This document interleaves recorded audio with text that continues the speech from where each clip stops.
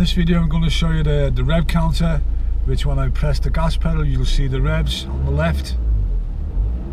See them going up and down. That's the rev counter. The one in the middle is your speed counter, that tells you what speed you're doing, and the one on the right is information.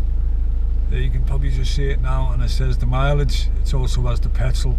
There is a menu on this which you can mess around with and you'll get up the clock, and there's other information on there. But generally speaking, if you're just general driving, then ideally you just want to be aware of your speed and keep an eye on your rev counter in case your car is running too fast, which means there'll probably be a problem with the engine.